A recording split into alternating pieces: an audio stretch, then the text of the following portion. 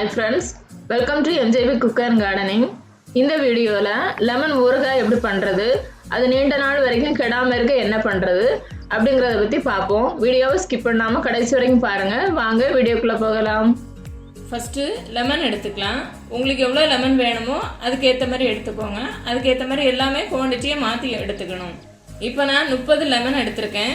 அதை நல்லா வாஷ் பண்ணி நல்லா ஒரு காட்டன் துணியால தொடச்சி வச்சிருக்கேன். ஏன்னா ஈரம் இருக்கக்கூடாது, அப்போ தான் லெமன் வந்து ரொம்ப நாளைக்கு கெடாமல் இருக்கும். இதை ஒரு 4 பீஸாவோ இல்லை 8 பீஸாவோ உங்கள் விருப்பத்துக்கு ஏற்ற மாதிரி நீங்கள் கட் பண்ணி எடுத்துக்கலாம். நான் இப்போ 4 பீஸாக கட் பண்ண போகிறேன். லெமன் கட் பண்ணதுக்கப்புறமா இந்த மாதிரி ஒரு பீங்கான் ஜாடியோ இல்லை கண்ணாடி ஜாடியோ எடுத்துக்கோங்க. அதில் ஃபஸ்ட்டு ஒரு லேயர் ஆஃப் உப்பு, அதுக்கப்புறமா ஒரு லேயர் ஆஃப் லெமன்,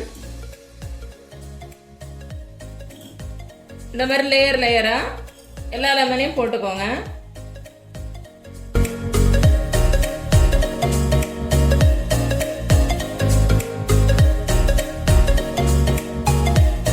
இப்போ எல்லா லெமனையும் போட்டதுக்கப்புறமா கடைசியாக மேலே ஒரு கைப்பிடி அளவுக்கு உப்பு ஆட் பண்ணிக்கலாம். ஆட் பண்ணி நல்லா கலந்து வச்சுக்கலாம். இப்படியே ஒரு 15 நாள் ஊறுற மாதிரி மூடி வச்சுக்கலாம். ஆனால் இடையிடையே நீங்கள் வந்து ஒரு கரண்டி வச்சு நல்லா கலந்து விட்டுக்கணும். மேலேருந்து கீழே வரைக்கும் நல்லா கலந்து விட்டுக்கணும். 1 week later. இப்போ 5 நாளைக்கு அப்புறமா லெமன் வந்து ஊறும்போது அதோட அளவு கம்மியாக இருக்குது. மேலே வரைக்கும் இருந்த லெமன் இப்போ ஊற அதோட அளவு கம்மியாயிருச்சு. எப்போவுமே ஊறுகாய் கலந்து விடும்போது ஒரு மரக்கரண்டி யூஸ் பண்ணி கலந்து விடுங்க. அப்படி இல்லை நீங்கள் சில்வர் ஸ்பூன் வச்சு கலந்து விட்டீங்கன்னா அதை வந்து சில்வர் ஸ்பூனை உள்ளே வைக்காதீங்க திருப்பி. ஏன்னா சில்வர் ஸ்பூனை வந்து அரிச்சிரும். அந்த உப்போட இதுவும் லெமனில் இருக்க சிட்ரிக் ஆசிடும் சேர்ந்து அரிச்சிரும். அதனால் எப்போவுமே இந்த மாதிரி ஒரு மரக்கரண்டியோட பின்பகுதியை வச்சு நல்லா கலந்து விடுங்க. இப்போ ஒரு 10 நாள் ஆயிடுச்சு. ஊறுகாய் நல்லாவே ஊறிடுச்சு. அதனால் நம்ம இன்னும் ஒரு 5 நாள் வச்சுட்டு அதுக்கப்புறமா தாளிச்சிக்கலாம். இன்னும் கொஞ்சம் நல்லா கலந்து விட்டுக்கலாம். எதுக்காக இது 15 நாள் வைக்க சொல்கிறேன் அப்படின்னா இன்னும் கொஞ்சம் நல்லா ஊறும். 15 நாள் தான் வைக்கணும் அப்படின்னு இல்லை, நீங்கள் அதுக்கு மேலேயும் ஊற வச்சுக்கலாம். ஆனால் கெட்டு போகாமல் இருக்கணும். அந்த அளவுக்கு நீங்கள் உப்பு போட்டு நல்லா பதமாக கிளறி விட்டுக்கோங்க. இன்னொரு விஷயம், நீங்கள் இன்ஸ்டண்ட்டாகவும் பண்ணிக்கலாம். ஒரு 5 நாள் அந்த மாதிரி ஊற போட்டுக்கலாம். அதில் வந்து இந்த தோலோட கசப்பு தன்மை வந்து ரொம்ப போகாது, ரொம்ப ஊறவும் செய்யாது. அதுக்காக தான் கொஞ்சம் அதிகமான நாள் வந்து ஊற வைக்கணும். இப்போ ஒரு 15 நாள் ஆயிடுச்சு. ஊறுகாய் நல்லாவே ஊறிடுச்சு. இப்போ நம்ம இதை வந்து தாளிப்பு ரெடி பண்ணிக்கலாம். அதுக்கு நம்ம இன்னொரு மிக்சிங் பவுலில் இதை மாற்றி வச்சுக்கலாம்.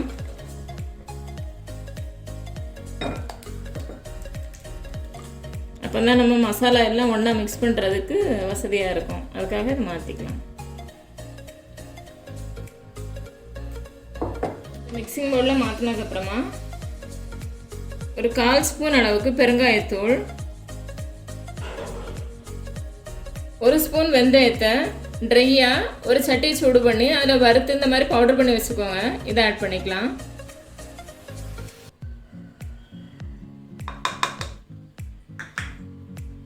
அப்புறமா நம்ம 30 லெமன் ஆட் பண்ணியிருக்கோம். அதுக்கு ஒரு 60 கிராம் அளவுக்கு மிளகாய்த்தூள் ஆட் பண்ணிக்கலாம்.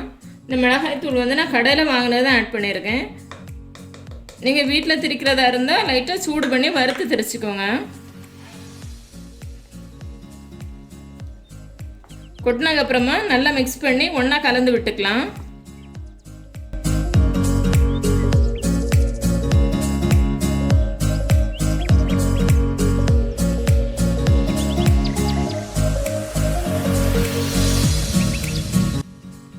நான் இப்போ 30 லெமனுக்கு 60 கிராம் மிளகாய்த்தூள் சொல்லியிருக்கேன்.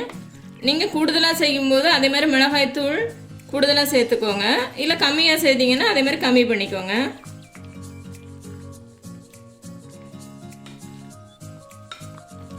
இப்போ ஒன்றா கலந்து விட்டாச்சு. இப்போ நம்ம இதுக்கு வந்து ஆயில் ஹீட் பண்ணி ஆட் பண்ணிக்கலாம். அதுக்கு இப்போ அடுப்பு ஆன் பண்ணி ஒரு சட்டி வச்சுக்கலாம். சட்டி ஹீட் ஆனதுக்கப்புறமா நான் ஒரு 250 ml நல்லெண்ணெய் எடுத்திருக்கேன். இதில் ஒரு இப்போ வந்து 200 ml அளவுக்கு ஹீட் பண்ணிக்கலாம். இந்த 50 ml நம்ம திருப்பி யூஸ் பண்ணிக்கலாம். இப்போ ஆயில் ஹீட் ஆனதுக்கு அப்புறமா ஒரு 20 கிராம் அளவுக்கு கடுகு எடுத்துருக்கேன். இதை ஆட் பண்ணிக்கலாம். அப்படி இல்லை நீங்கள் ஒரு கைப்பிடி அளவு அந்த மாதிரி எடுத்துக்கோங்க.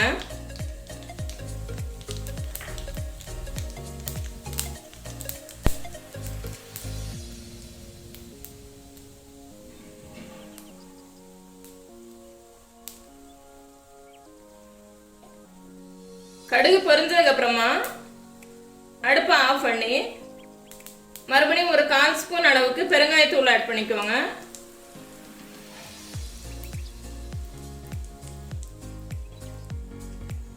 இந்த எண்ணெய் இப்படியே ஒரு 10 நிமிஷம் இருந்து ஆறட்டும். ஆறுனதுக்கு அப்புறமா நம்ம ஊறுகாயில மிக்ஸ் பண்ணிக்கலாம். இப்போ ஆயில் சூடாறிடுச்சு. இப்போ நம்ம இது ஊறுகாயில சேர்த்து கலந்து விட்டுக்கலாம்.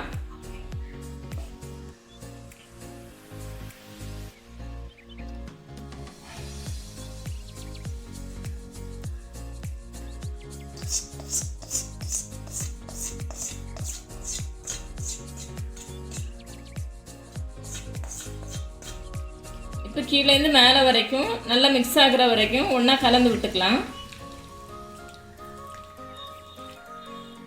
நம்ம ஆயில் எந்த அளவுக்கு மிக்ஸ் பண்ணுறோமோ அந்த அளவுக்கு தான் ஊறுகாய் வந்து நீண்ட நாள் கெடாமல் இருக்கும்.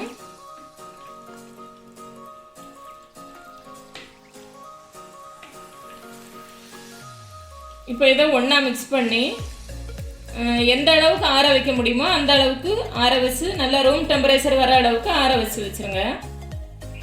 அதுக்குள்ளே பண்ணி அதே சட்டியை நம்ம திருப்பவும் ஹீட் பண்ணிக்கலாம். சட்டி சூடானதுக்கு அப்புறமா நம்ம ஏற்கனவே எடுத்து வச்சிருக்க இந்த 50 மில்லி ஆயிலை ஹீட் பண்ணி வச்சுக்கலாம். ஆயில் ஓரளவு ஹீட் ஆகட்டும்.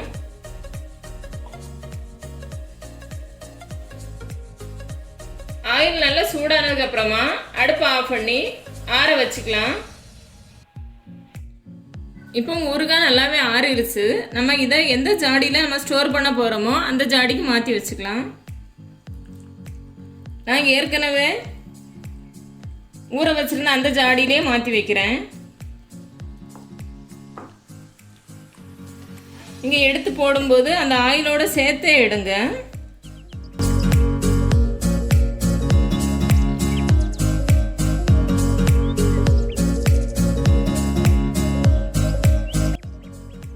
இப்போ ஊறுகாயெல்லாம் நம்ம ஜாடிக்கு மாற்றியாச்சு. மாற்றினதுக்கப்புறமா நம்ம ஏற்கனவே ஹீட் பண்ணி ஆற வச்சுருக்க ஆயிலை இதுக்கு கூட ஆட் பண்ணிக்கலாம். இது வந்து சூடு இருக்கக்கூடாது, நல்லா ஆற வச்சுக்கோங்க.